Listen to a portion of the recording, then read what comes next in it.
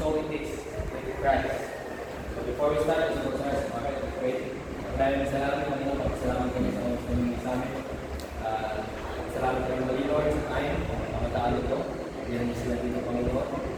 As we hear your word, as we listen to that your word this afternoon, kayo pong bahala, Panginoon, na ituro sa amin, Lord, what it means to be, to have a community, to help each other, care each other, sa anong ginagawa nito as much as we might think, Lord, na ito ay para sa amin lang, personal, Panginoon.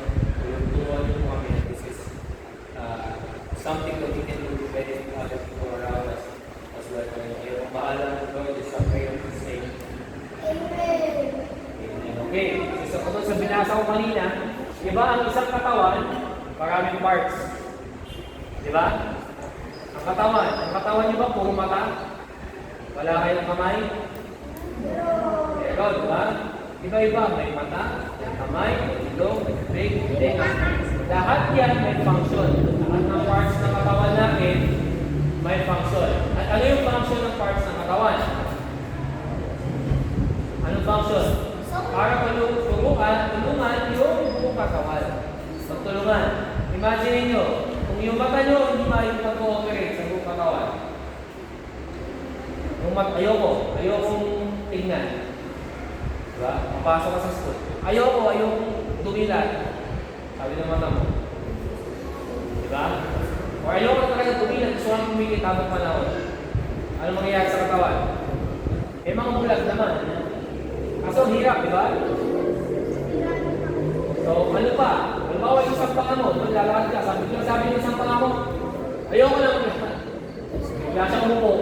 Siya lang. O yun naglalakad ka. Ano mangyayari? Yung mga, diba? So, ibig sabihin, ang buong katawan, ang lahat ng parts ng katawan ay nag-work to help sa katawan. So, pag-uusapan natin ngayon ay teamwork. Teamwork. Okay? Eksakto to kasi kasama sa teamwork ay yung pagkikinig. Okay? Yung nakikinig tayo sa tutulong sa atin, tinutulungan natin ang bawat isa. Lagi natin patandaan na itong ginagawa natin ay para matulungan ang bawat isa. Kasi, kung mag-training na tayo para sa ating sarili, mag-training na tayo sa bahay. Manood tayo ng mga YouTube videos, mga Facebook clips, tapos mag-train tayo sa sarili natin. Ano ang nakakatulong? Makinig. Kahit ang mga professional fighters, they have a team. Diba? May coach sila. May training partners, may mga kahit na water boy, nagbigay lang ng tubig. But lahat yung team na yun works para manalo yung fighter na yun. Katulad ng isang katawan, isang unit, isang katawan, nagpa-function sila para sa ikabubuti ng katawan. So yung pag-aaral natin ngayon, sabi dito, hindi dinesign ng Panginoon ang kanyang mga tao, ang mga tao para maging isa. Diba, mag-isa lang, maging alone. Diba, narinig nyo na yung quote na, no man is an island. Diba? Walang tao kayang mag-survive sa sarili lang niya. Siguro makakalig ng mga video sa YouTube na, nasusurvive sila, mag-isa lang sila sa gubat. That's just challenge. Pero imagine doing that all your life hanggang mamatay ka. I don't know. Meron bang ganun? Kung meron kasi gumagawa nun, hindi yun ang design. Ang design na tayo ay parang isang buong katawan na tutulungan sa bawat isa.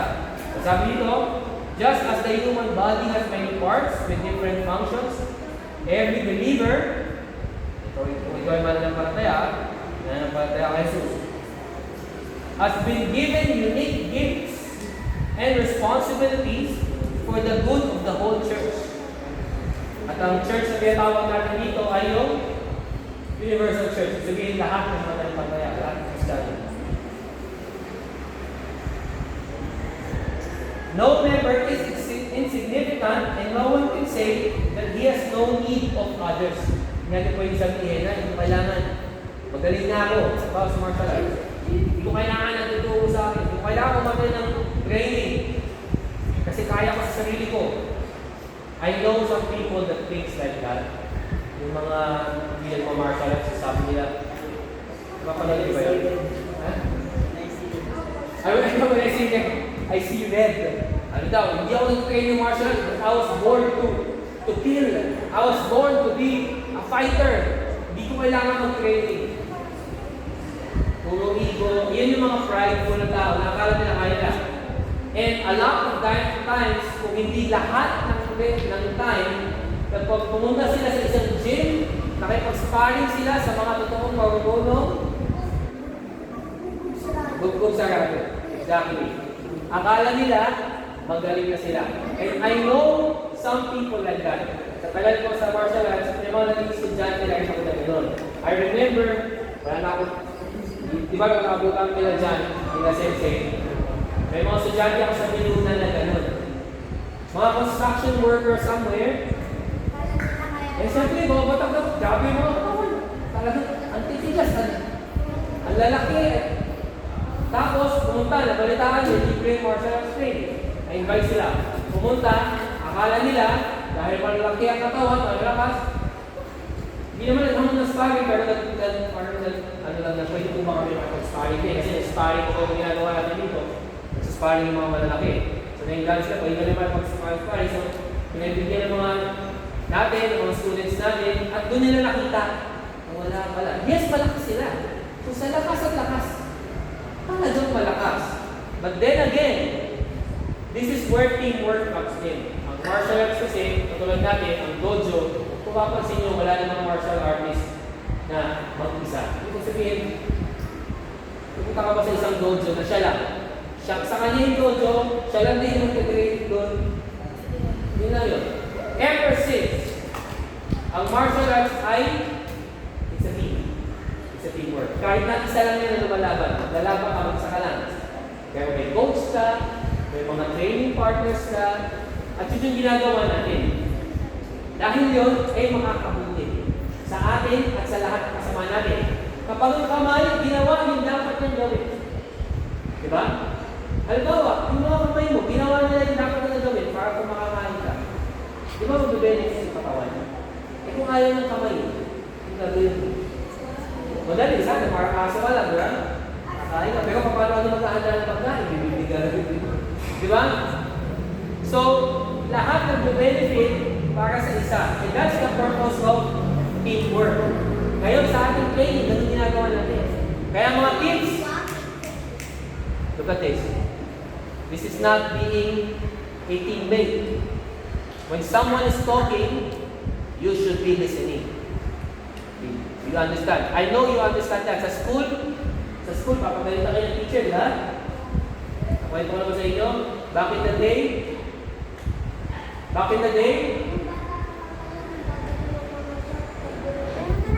binabato ng so, papunta ng blackboard, kami nga, pinapalo pa kami ng teacher.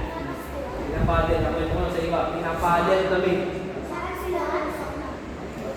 Hindi lang pinapaskuan, pinapanood sa kung saan. Literal na pinapadel kami.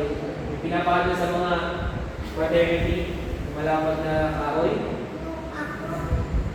2x4 or 2x6 kahoy. Pinapadel kami.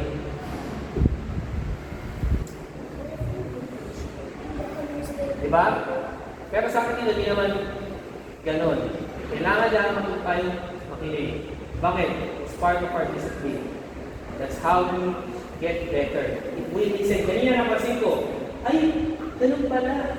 Ay, combinations pala. Ay, yun pala yun. Kasi hindi kayo nakikinig. Siguro mga nasa 11 beses ko lang inulit, hindi kayo nakikinig, o patuwa kayo, kaya hindi nyo alam ang gagawin niya. In order for us to be good trainees, ay dapat nakikinig tayo. Sabi ko, true teamwork is built on humility, kapapamababa, love, and a shared commitment to glorify God. Dito sa atin, alam nyo, that we are a Christian martial art. Lahat ng fighters natin dito, we fight. At di ko alam sa ibang branch, pero dito, we teach Kasi kami, mga doctors ninyo, before kami lumalaban, when we fight for the glory of God. Para mag-glorify ng Diyos. Sa lahat ng ginagawa natin, say, nasaktan ko yung kalaban ko eh. How do I glorify? Paano ko nag-glorify this? Sa pananakit ko sa... No. Martial arts is a sport. It's just like basketball. Basketball yun eh. Baldahan, kastibihan. Diba? It's a contact sport. You don't punch your opponent, you don't kick your opponent to kill him. Hindi natin sila sustok sinisipa para mamatay sila. Hindi. It's just a sport. Kalakasan natin yung sipa, kalakasan natin yung suntok kasi gusto natin manalo. Hindi dahil gusto natin saktan yung kalak. It's just part of our sport. Diba? So we do it to glorify God as well. Kasi ang strength ng ating katawan, ang lakas natin, ang skill natin, katulad ng prayer natin kanina, ang Diyos na nagbigay.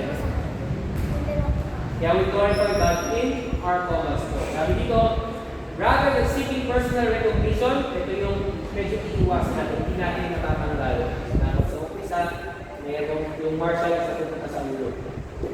Nung ako ay nagsisimula pa rin sa martial arts, ako ay mayabang na bata din. Hoy, marunong ako magkakake. Subukan natin sa labas. Punta kami sa kung saan kanto. Nung panahon natin kasi, walang mga sila. So tambay-tambay, pagkasa sa school, laro-laro. Gagawin natin, sasadjita na namin, yung mga klase, pupunta kami kung saan. Kung saan yung maraming tambay. Subukan natin yung hinihingi natin.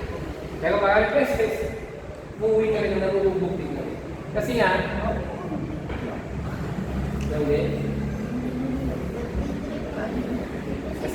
hindi dapat ginalagay ang martial arts sa ulo. Hindi siya for personal recognition. Dinig. We are called to serve one another and labor together for the advancement of Christ's kingdom. Ito ang isa sa pinaka-importante. Kaya namin ginagawa ito. Mapapansin nyo ang MMA training sa ibang dojo, sa ibang class ay pricey. Medyo mahal. Diba? Pero dito, no-offer natin ng libre. Actually, sobrang mahal na ngayon. Recently, nag-check lang ako. Taekwondo, ako, Jiu-Jitsu, sobrang mahal. Jiu-Jitsu is one of the most expensive. Ay, sobrang mahal. Pero we offer this for free. Pwede ba kami maningin? Yes. Singilin ko kaya kayo. Pwede mag-training. Kailangan, sabihin mo isa. Pero, hindi natin ginagawa yun. Kasi, what do we do? As long as you're gonna train, and then you're gonna stay here, you're gonna listen to the Word of God. Goal namin, mag-share ang salita ng Diyos. Sa mga kabataan, sa lahat. In that way, we don't mind whatever you do, what you choose in your life. But we do this to share the gospel, and we hope ang salita ng Diyos tumilos sa inyo. So that's the purpose, advancement of Christ's kingdom. Si Kristo kasi ang hari namin. Si Kristo ang Diyos namin. So we do this para i-advance sa kanyang kingdom, mas maraming makinig, mas maraming manampalataya sa kanya. So we don't mind being tired, we don't mind buhin yung kami, we don't mind. This is for the advancement of Christ's kingdom. Sabi ito, when each member faithfully fulfills his role, the body grows and God is honored. So kapag lahat pinufulfill ang kanilang role, kaya napapansin nyo, ako sobrang thankful, sobrang grateful, lalo na sa mga higher goals natin, na lagi nakakatulong sa akin, sa pagtuturo, pag-assist. Kasi, the more we help each other, the more the body grows, the more our team grows, the more we learn more. Diba? So that's the purpose of it. Kada isa sa atin, as we go here, nakikinig, nagtututo, nag-share ng kanilang mga kaalaman, lahat nagtututo, lahat nag-grow. No? Because sa mga susunod na generation, kayo na yung mga susunod. I'm getting older. I feel, sabi ko nga sa wife ko recently, pag gumigising ko, parang yung leg. Parang yung leg ko, parang may lagi balik. Pag gumigising ako, hindi ko naman na-experience yung mga 20s, I'm getting old. It's getting harder for me to shout. So I hope hindi tayo,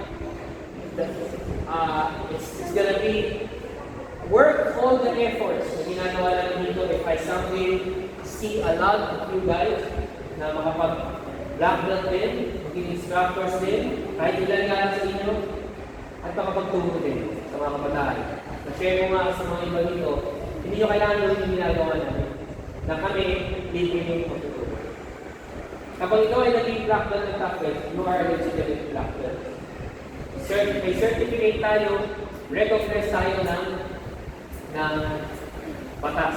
You are a certified black belt. So you can actually teach properly. You can go to schools, teach, at pwede mo itong gawin hanap buhay. I experienced that before. Turo din ako sa mga schools and malaki yung kitaan. Turo ko lang ng ilang oras, they will pay all the fees to pay, teach, malaki yung kitaan. So, for just that purpose, I'll be so happy to makita ko na marami sa inyo ang will follow our footsteps at maging instructors din. I don't mind kung gawin nyo itong business, magkakailangan nyo someday, pero ang mahalaga, every time matapos ang training, we still teach the Word of God. And that's the purpose of this. Okay? So lastly, as believers, we should strive to encourage one another, bear one another's burdens, and work together in unity, remembering that our ultimate purpose is not our own success, but the glory of Christ. Yes, we're going to be successful, I'm telling you. If you're going to work hard, you're going to be successful. Sa martial arts, if you're going to work hard, you're going to be a successful fighter. Pero at the end of the day, everything in our lives is para sa kapangyarihan ng Panginoon. Sabi sa Ecclesiastes 4:9, two are better than one because they have a good reward for their toil. Dalawa na nagtutulungan, ang mas mabuti, isa ka lang, diba? Philippians 2 verse 2 and 3, sabi, complete my joy by being of the same mind, having the same love, being in full accord, and of one mind. Do nothing from selfish ambition or conceits, but in humility, count others more significant than yourself. So saan nag-boil down yung topic natin ngayon, yung devotion natin?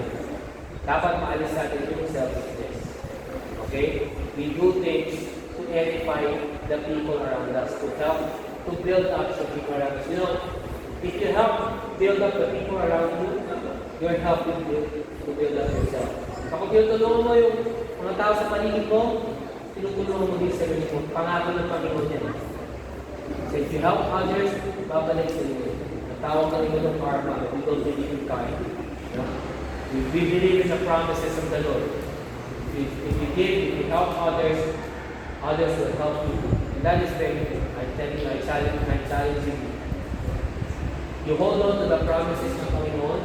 Be a teammate to everyone around us. Then, ang Panginoon hindi tayo mababayaan. So that's just our purpose. Balikan ay ang ating devotion. Balikan lang natin yung verse natin kanina. Katulad ng isang katawan ng maraming parts, we have to work together para mag-grow, benefit yung buong katawan. And that is us. Okay? As karate class. So that is our lesson for this afternoon. Do we have any questions? May tanong ba? Okay, kung wala na, let's close our heads and then we're gonna close our training. Yung mga malalaki ng stay. Close our heads, naglalang salamat kami kung sa pagmuli sa inyong salita. Hindi sa amin for a short period of time. We can listen to your word, we can study your word. Help us, Lord, na totoong Panginoon, na meron pang mga pinili sa mga kabataan ito, Panginoon, na yung iniigas na Panginoon sa kanila. Help them, Lord, to understand that their lives is not about themselves. Dito para sa aming pagsarili, Panginoon, lahat ng nangyayari sa aming buhay, hindi para sa amin lang. We are living to glorify you first and foremost. And at the same time, we are living to edify our brethren, mga kapwa namin mga pinagbantaya, mga tao sa paligid namin. Tulungan niyo po kami na tumanim nito sa puso at isip, even at their young age, Lord, i-plant po sa kanilang isip ang mga katotohanan nito na ma-apply ang gamit namin sa aming mga buhay, Lord. We thank you once again for your good message, for your good